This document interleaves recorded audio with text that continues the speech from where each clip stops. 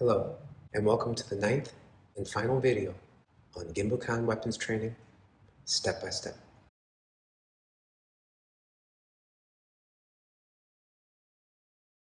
If you haven't watched them in order, please be sure to go back and view every episode in this series. That being said, let's get right into it.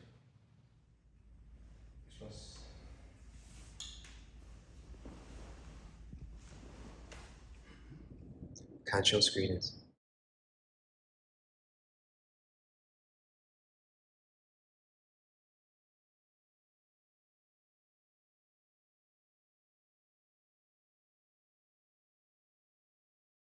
Keep a humble and grateful heart for the universe and God. Realize the kindness allotted to you in just enjoying everyday life, normal living, simple eating, and having clothes and shelter. Do good by all of your actions, and it will be returned to you. I'm always amazed at the results of using this theory, so elegantly simple in its beauty. Some think it's complicated, but it's not, and it is the key to happiness.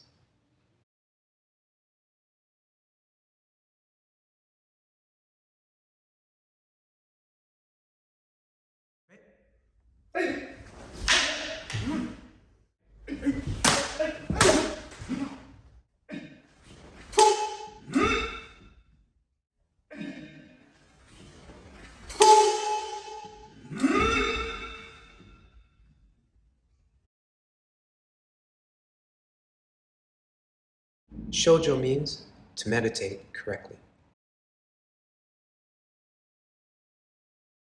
True meditation is self-reflection, and by reflecting, the mind is further refined, like a mirror rinsed clean with water.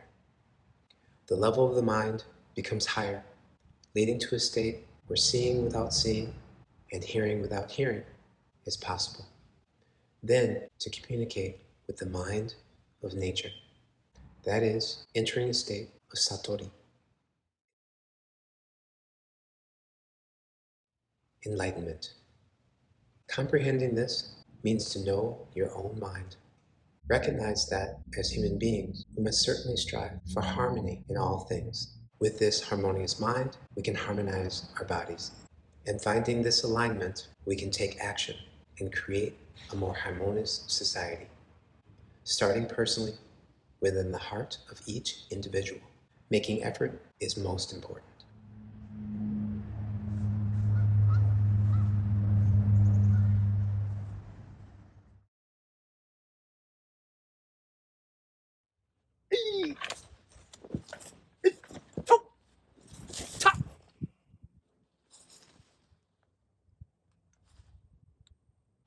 Is Bikinjutsu training at all useful in real-life situations? In Japan, like everywhere, certain people choose to become criminals and live a dishonest life. What's worse is that these gangs sometimes arm themselves with many types of weapons, even illegal swords. One day, several decades ago, a gang of thieves like this appeared suddenly with the intention of robbing the family home of one of Tanemura Sensei's dearest teachers, Kimura Sensei. Apparently, they had no idea that the master of the house happened to be one of Takamatsu Sensei's eldest and highest level students, but they were about to find out.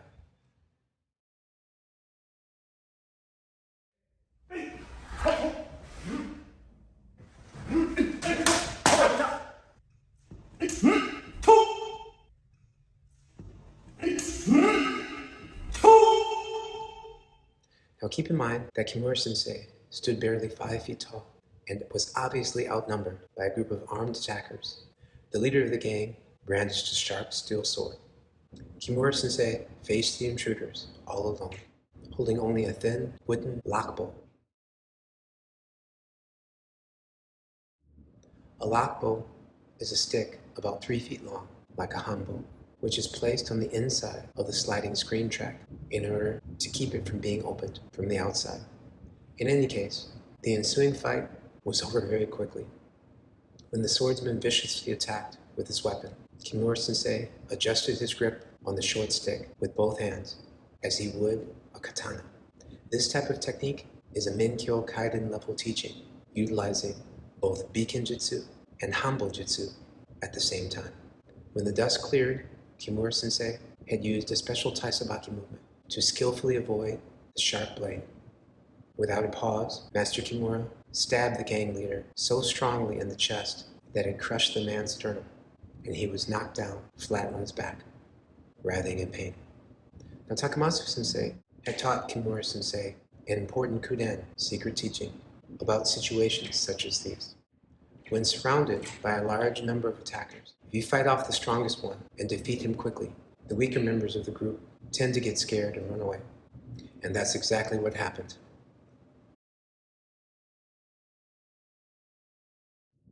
Born in 1901, Meiji 34, Kimura Sensei lived to the age of 99, passing away in the year 2000. At the age of 17, Kimura Sensei joined the dojo. Living very close to Takamatsu Sensei's house, Kimura Sensei was able to train almost every day. During these years, Kimura Sensei would often spar, training for real-life situations with the elder master. At the age of 36, Kimura Sensei received several Menkyo Kaiden. In 1991, my teacher, Grandmaster Shoto Tanemura, became a student of Kimura Sensei and was eventually given all the Menkyo Kaiden he received from Takamatsu Sensei.